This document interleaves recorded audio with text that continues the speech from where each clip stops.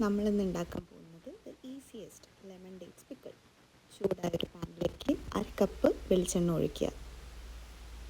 വെളിച്ചെണ്ണ ചൂടായി വരുമ്പോൾ നമ്മളൊരു 1/4 ടീസ്പൂൺ ഉലുവ ആഡ് ചെയ്യുക. നല്ലൊരു മണത്തിന് വേണ്ടിയിട്ടാണ്. ആ ഉലുവ പൊട്ടി വരുമ്പോഴത്തേക്കും നമ്മൾ അടുത്തത് കടുകാണ് ആഡ് ചെയ്യേണ്ടത്. കടുക് ഒരു സ്പൂൺ കടുക് ആഡ് ചെയ്യുക.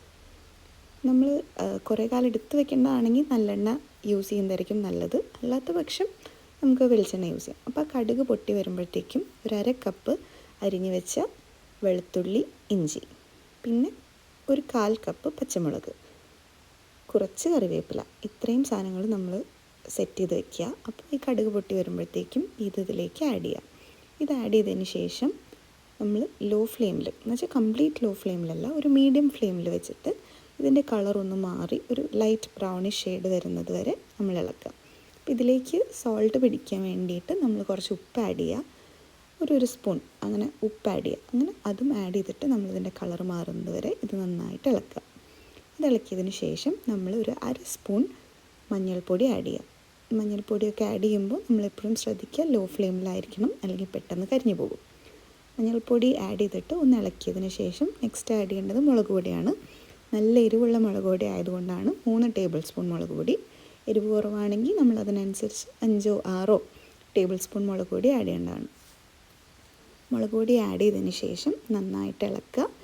നമ്മളെപ്പോഴും ശ്രദ്ധിക്കുക ലോ ഫ്ലെയിമിലായിരിക്കണം. എന്നിട്ട് അതിൻ്റെ പച്ചമണം മാറുന്നത് വരെ നമ്മളൊന്ന് ഇളക്കുക. അപ്പോൾ അതിൻ്റെ കളറും ലൈറ്റായിട്ടൊന്ന് മാറും.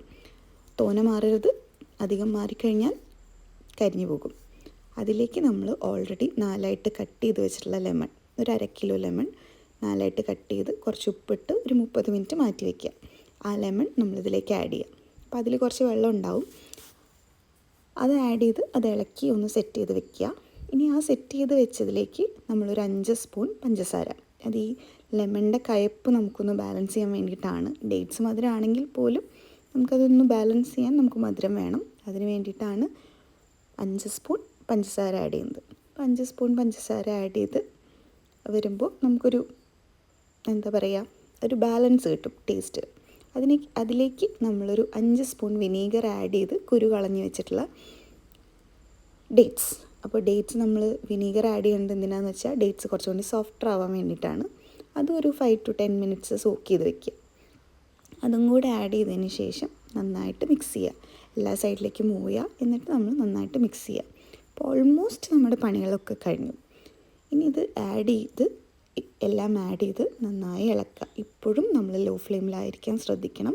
പെട്ടെന്ന് ഫ്ലെയിം കൂട്ടി വെച്ച് കഴിഞ്ഞ് കഴിഞ്ഞാൽ പെട്ടെന്ന് കരിയും. അതില്ലാതിരിക്കാൻ നമ്മൾ ലോ ഫ്ലെയിമിൽ തന്നെ കുക്ക് ചെയ്യാൻ ശ്രദ്ധിക്കുക. അതിനുശേഷം ഇത് നന്നായി ഇളക്കി വരുമ്പോൾ ഇതിൻ്റെ വെള്ളം ഇറങ്ങും. അതാണ് അതിങ്ങനെ ലിക്വിഡി ആയിട്ട് വരുന്നത്. അത് നമ്മുടെ കൺസിസ്റ്റൻസിക്ക് അനുസരിച്ച് നമ്മൾ കൺട്രോൾ ചെയ്യുക. ലൈക്ക് തോനെ വെള്ളം വേണമെങ്കിൽ നമുക്ക് ഇവിടെ വെച്ച് നിർത്താം.